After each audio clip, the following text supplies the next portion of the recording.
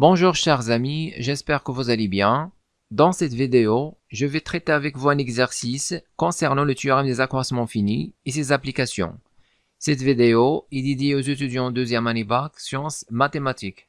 Exercice, en utilisant le théorème des accroissements finis, montrez les inégalités suivantes. Premièrement, quel que soit x, y appartenant à R carré, la valeur absolue du sinus de x moins sinus de y inférieure ou égale à la valeur absolue de x moins y.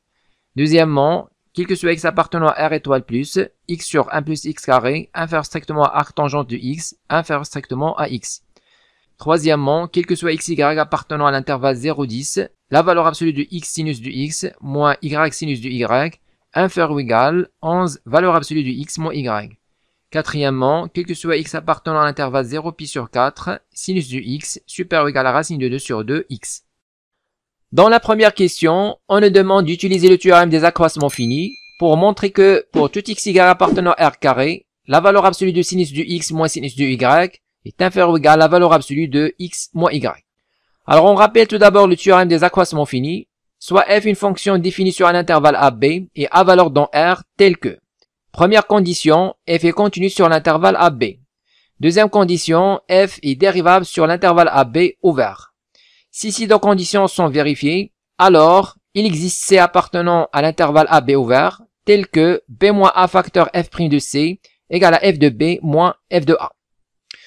Donc ici on a sinus de x moins sinus de y, qu'on peut l'écrire sous forme f de x moins f de y, avec f et la fonction qui est associée à t, sinus de t.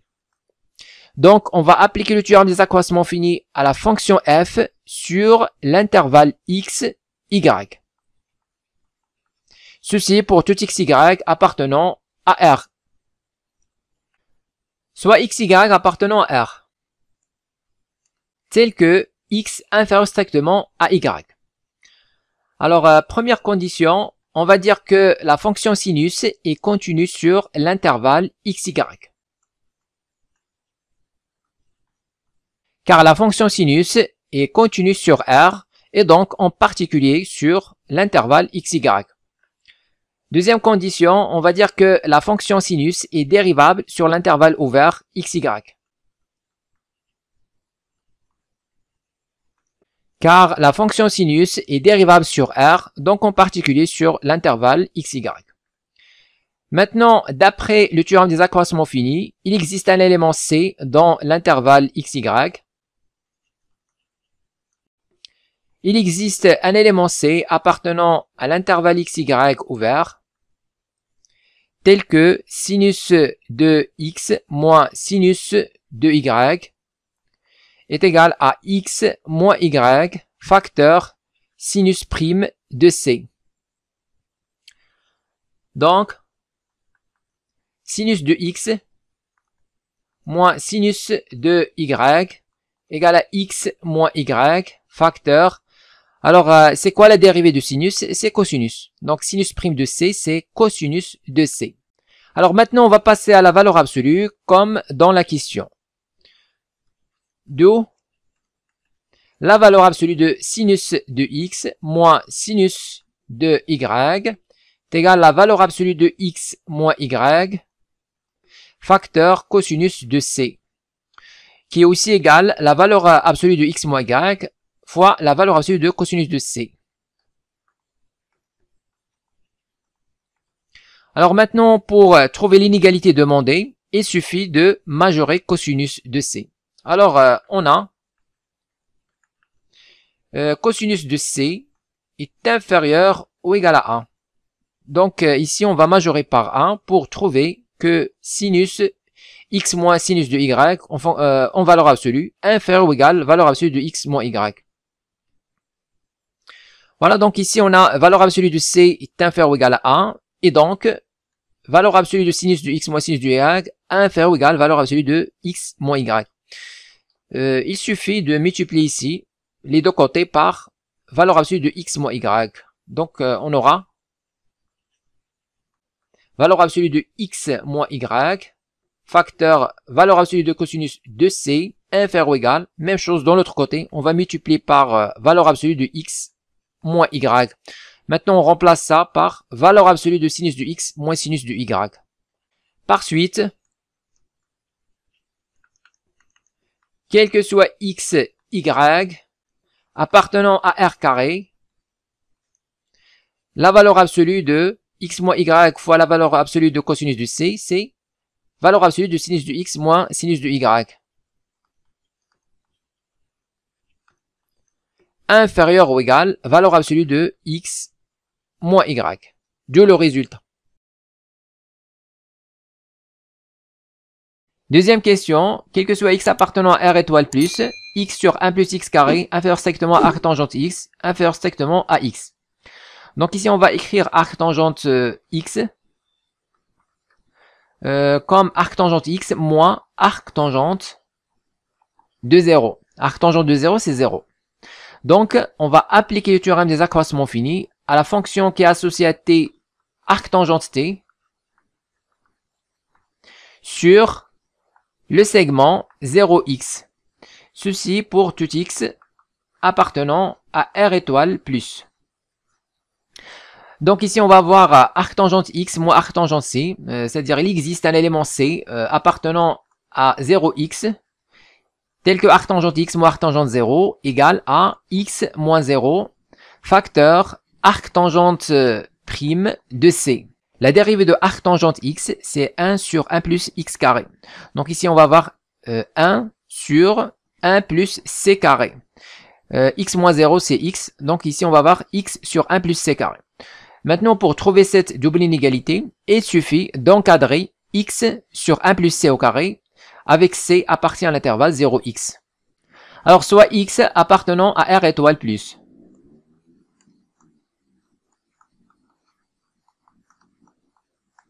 Alors, première condition, on va dire que la fonction arc tangente est continue sur le segment 0x. Ensuite, on va dire que la fonction arc tangente est dérivable sur l'intervalle 0x ouvert. Alors, d'après le théorème des accroissements finis,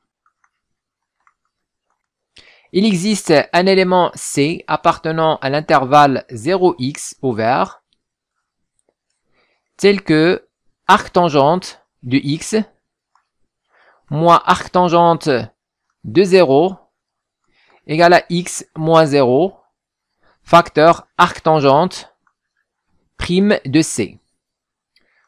Donc, arc tangente x moins arc tangente 0 qui est 0 égale à x moins 0 c'est x, arc tangente prime de c c'est 1 sur 1 plus c carré. Donc ici on va avoir x sur 1 plus c carré. Alors la dérivée de arc tangente de x c'est 1 sur 1 plus x carré. Donc arc tangente prime de c c'est 1 sur 1 plus c carré. Alors maintenant, pour trouver cette double inégalité, on va encadrer cette expression avec c appartient à l'intervalle 0x. On a 0 inférieur strictement à c, inférieur strictement à x. Donc, c carré inférieur strictement à x carré supérieur strictement à 0. Alors maintenant, on va ajouter 1 dans tous les côtés. Donc ici, on va avoir 1. Et là, on va avoir 1 plus c carré. Ici, on va avoir 1 plus x au carré.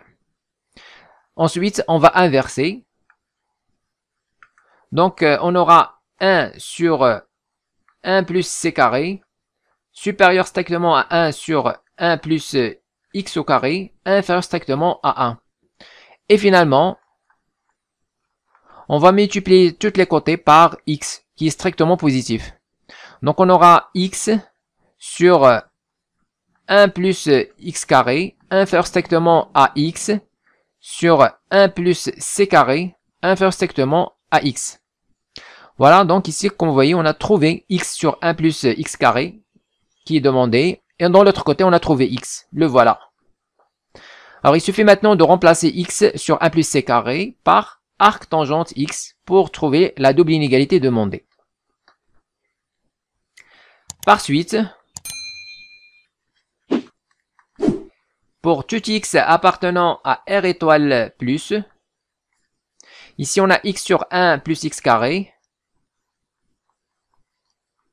inférieur strictement à x sur 1 plus c carré, qui est arctangente x, inférieur strictement à x, d'où le résultat.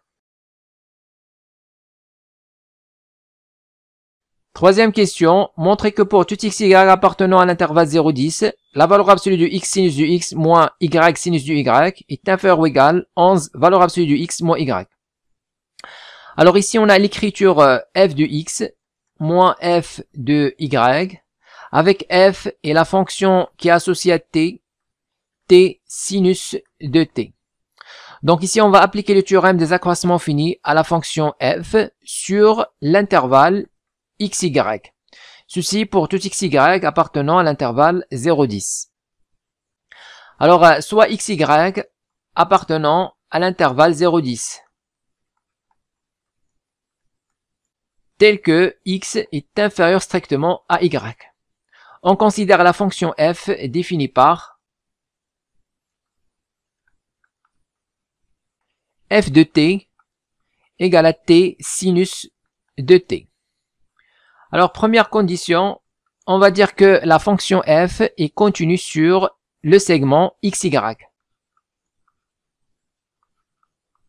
Car la fonction f est continue sur R en tant que produit de deux fonctions continues sur R, et donc en particulier sur l'intervalle xy. Deuxième condition, on va dire que la fonction f est dérivable sur l'intervalle xy ouvert,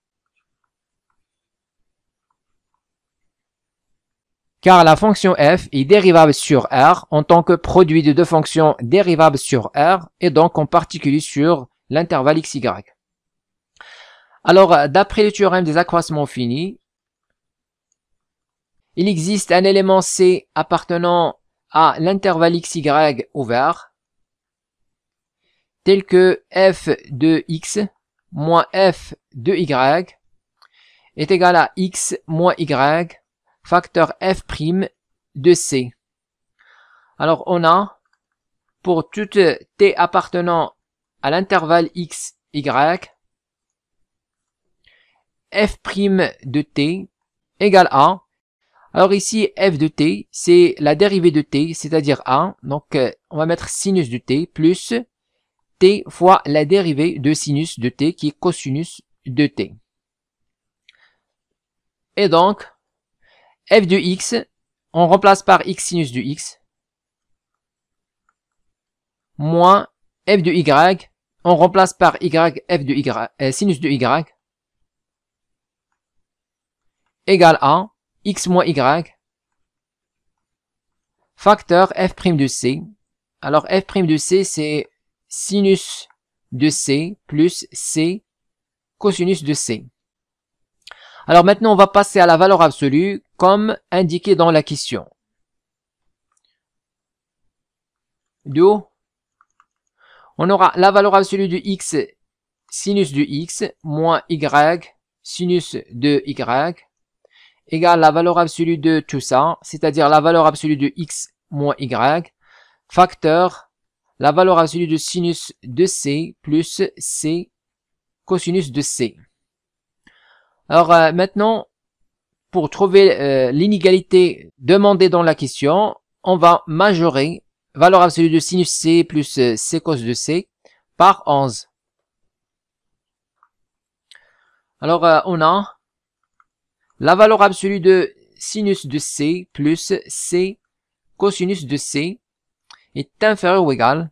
Alors ici, on va utiliser l'inégalité triangulaire, c'est-à-dire valeur absolue de alpha plus bêta est inférieure ou égale valeur absolue de alpha plus valeur absolue de bêta.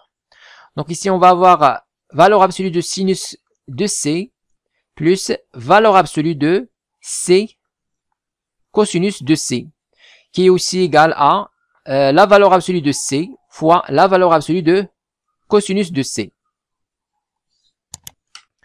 Ensuite, on va majorer cette expression. Donc ça, c'est inférieur ou égal. Alors sinus, ou bien valeur absolue du sinus, toujours inférieur ou égal à 1, plus. Alors c, on va majorer. Donc c appartient à l'intervalle xy. Donc on va majorer par y. Et y lui-même appartient à, alors y appartient à l'intervalle 0, 10. Donc y, on va majorer par 10. Y inférieur ou égal 10. Voilà, donc ici on a c inférieur ou égal à y. Donc c inférieur ou égal y. Et y inférieur ou égal 10. Donc c est inférieur ou égal 10. Alors ici on va majorer valeur absolue de c par 10. Et cosinus, ou bien valeur absolue de cosinus, toujours on majore par 1. Inférieur ou égal à 1. C'est-à-dire que c'est inférieur ou égal 1 plus 10, c'est 11. Voilà, maintenant on a majoré cette expression par 11. Et donc, valeur absolue de x sinus du x moins y sinus du y est inférieur ou égal valeur absolue de x moins y fois 11. Alors par suite, quel que soit x, y appartenant à l'intervalle 0, 10, on a la valeur absolue de x sinus de x moins y sinus de y est inférieur ou égal 11 facteur la valeur absolue de x moins y. Question 4. Montrez que quel que soit x appartenant à l'intervalle 0 pi sur 4, sinus du x supérieur ou égal racine de 2 sur 2 x. Donc ici on va écrire sinus du x sous forme sinus de x moins sinus de 0. Sinus de 0, c'est 0. Donc on va appliquer le théorème des accroissements finis à la fonction sinus sur l'intervalle 0, x. Ceci pour tout x appartenant à l'intervalle 0 pi sur 4. Alors soit x appartenant à l'intervalle 0 pi sur 4. Alors, première condition, on va dire que la fonction sinus est continue sur le segment 0x. Car la fonction sinus est continue sur R, donc en particulier sur l'intervalle 0x. Deuxième condition, on va dire que la fonction sinus est dérivable sur l'intervalle 0x ouvert. Alors, d'après le théorème des accroissements finis, il existe un élément C appartenant à l'intervalle 0x ouvert, tel que sinus de x moins sinus de 0 est égal à x moins 0 facteur sinus prime de C. Donc, on aura sinus de x, sinus de 0 c'est 0, égale x.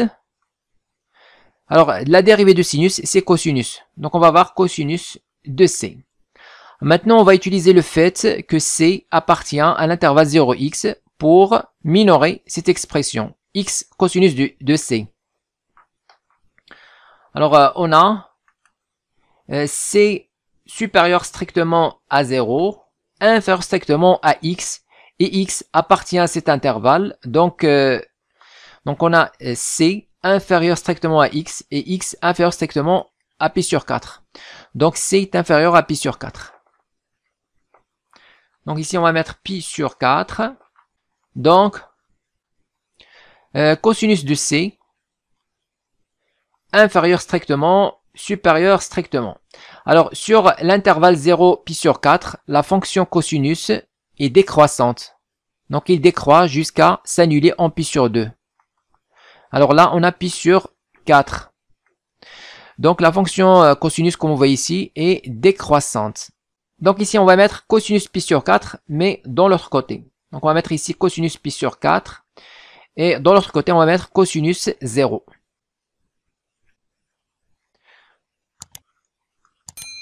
Donc, alors cosinus pi sur 4, c'est racine de 2 sur 2.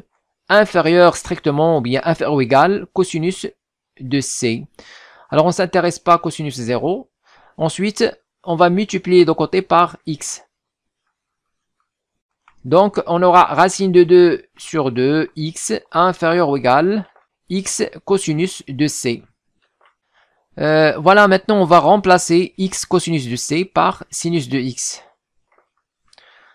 Par suite, quel que soit x appartenant à l'intervalle 0 pi sur 4, On aura x cos de c qui est sinus de x supérieur ou égal racine de 2 sur 2x. D'où le résultat.